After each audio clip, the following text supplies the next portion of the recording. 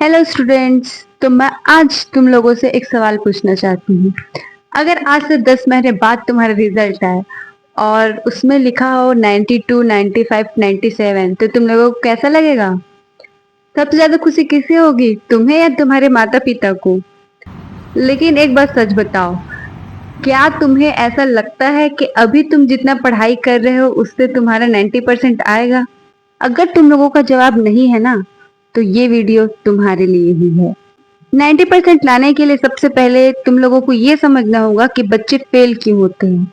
ज्यादातर स्टूडेंट ये सोचते हैं कि अभी तो बहुत समय है, फिर जुलाई निकल जाता है, अगस्त निकल जाता है, सितंबर निकल जाता है और जब दिसंबर आता है तब वे टेंशन लेते हैं कि अब क्या होगा। याद रखिए, 90% एग्जाम वाले महीने में नहीं बनते, आज से शुरू करने पर बनते हैं। सबसे पहले एक बहुत बड़ा भ्रम अपने दिमाग से निकाल दो। 90% लाने वाले बच्चे कोई सुपर ह्यूमन नहीं होते, उनके पास भी 24 घंटे होते हैं, उन्हें भी नींद आती है, उनका भी मन पढ़ने का नहीं होता, उन्हें भी मोबाइल चलाने का मन करता है। फिर फर्क क्या है? फर्क उनकी आदतों में है और यही बात तुम्हें समझनी है। मैं तुमसे एक सवाल पूछती हूँ, अगर तुम्हें रोज सिर्फ 100 रुपए मिले तो एक महीने बाद तुम्हारे पास लगभग 3,000 रुपए हो जाएंगे। लेकिन अगर तुम सोचो, जब जरूरत पड़ेगी तब एक साथ 3,000 रुपए कमा लूंगा, क्या ऐसा होता है? नहीं ना। पढ़ाई भी बिल्कुल वैसी ही होती है जैसे पैसा होता है। रोज थोड़ा थोड़ा पढ़ोगे तो परीक्षा तक बहुत कुछ जमा हो जाएगा। लेकिन अगर पूरे साल खेलते रहे और आखिरी महीने में सोचोगी कि अब सब याद कर लेंगे, तो दिमाग भी कहेगा भाई अब मुझसे नहीं होगा।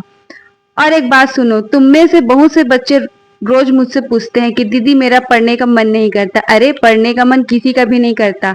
जिस दिन टॉपर का भी मन नहीं करता उसी दिन वह किताब खोल देता है, और जिस दिन एवरेज स्टूडेंट का मन नहीं करता वह मोबाइल देखता है। बस यही छोटा सा फैसला दोनों के रिजल्ट में बड़ा अंतर बना देता है। तुम कहते हो आज छोड़ देते हैं, कल से शुरू करेंगे, लेकिन वो कल कभी आता ही नहीं। कभी सोमवार का इंतजार, कभी अगले महीने का इंतजार, कभी नए टाइम टेबल का इंतजार, और देखते देखते आधा साल निकल जाता है। सच बताऊं, तुम्हें पढ़ाई में दिक्कत नहीं है, तुम्हें शुरुआत करने से दिक्कत है। एक बार बैठ जाओ, 10 मिनट पढ़ो, फिर देखना 30 से 40 मिनट कब निकल जाएंगे और पता भी नहीं चलेगा। इसीलिए आज से एक नया नियम बना लो, मन करे तब भी पढ़ेंगे और मन नहीं करे तब भी पढ़ेंगे।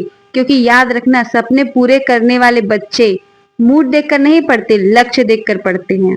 अब सबसे जरूरी बात, अगर सच में 90% से ज्यादा लाना है तो पूरे साल क्या करना है। देखो, बहुत सारे बच्चे गलती करते हैं, उन्हें पता ही नहीं होता किस महीने क्या पढ़ना है। बस किताब खोल ली, जो सामने आया वही पढ़ लिया, फिर छोड़ दिया।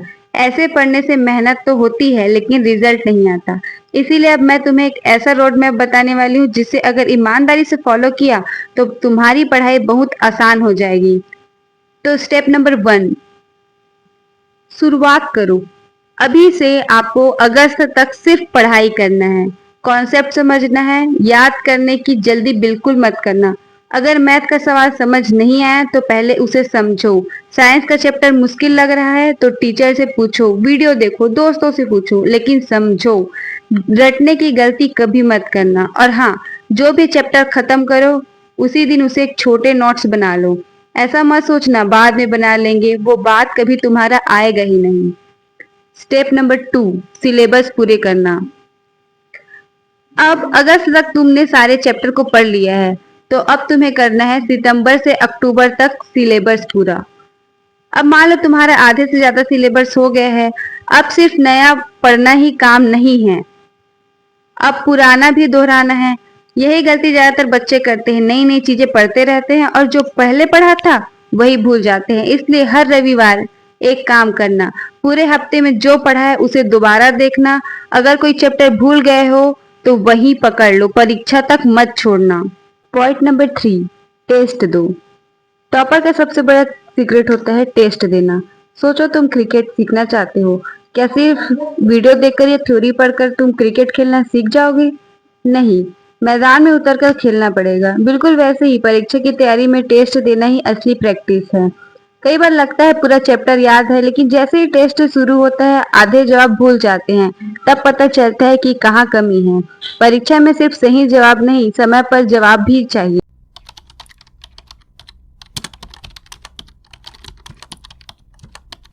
Tip number 4, PYQ। अब दिसंबर पूरा गुजर चुका है, तुम्हारे पास सिर्फ 1 महीना बचा है, मतलब जनवरी। तो जनवरी में तुम्हें क्या करना है, PYQ लगाना है, मतलब पिछले 5 साल के क्वेश्चन पेपर तुमको बनाकर देखना है। किस तरह के सवाल बार बार पूछे जाते हैं, कौन से चैप्टर ज्यादा महत्वपूर्ण है, ये सब आपको PYQ देखकर पता चलता है। पूरी किताब बराबर महत्वपूर्ण नहीं होती। PYQ बताता है कि किन टॉपिक्स पर ज्यादा फोकस करना चाहिए। जब पूरा सिलेबस हो जाए तो PYQ लगाने से पता चलता है कि आपकी तैयारी कितनी मजबूत है। कई बार एग्जाम में मिलते जुलते या उसी कॉन्सेप्ट पर आधारित सवाल आते हैं, इसलिए डर कम हो जाता है। और CGPSE में तो बोर्ड क्लास में कई बार वही क्वेश्चन बार बार रिपीट होते आ रहा है।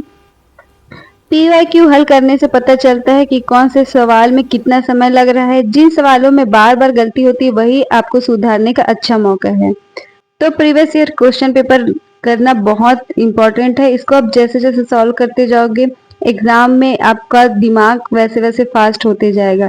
जो जो गलतियां आपको एग्जाम में नहीं करनी है वो सब आपको पता चलते जाएगा, और टाइमर लगा कर करेंगे तो एग्जाम में जो लास्ट में टाइम कम पड़ जाता है ना, वो भी नहीं होगा।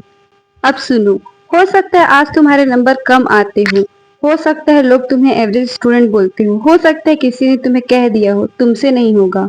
तो सुनो, दुनिया क्या सोचती है उससे तुम्हारा रिजल्ट तय नहीं होता। तुम रोज क्या करते हो वो तुम्हारा रिजल्ट तय करेगा। आज से एक फैसला कर लो, जब भी मोबाइल उठाओगे पहले खुद से पूछोगे ये मुझे 90% के करीब लेके जा रहा है या उससे दूर।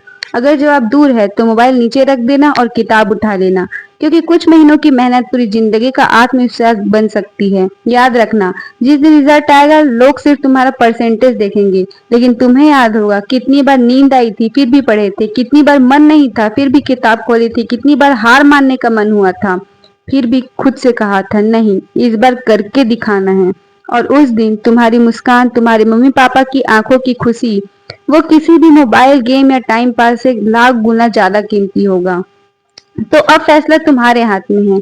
क्या अगले साल भी यही बोलोगे कि काश थोड़ा सा पढ़ लिए होता, या फिर रिजल्ट वाले दिन मुस्कुरा कर बोलोगे हाँ मेरी मेहनत थी इसीलिए आज ये नंबर है।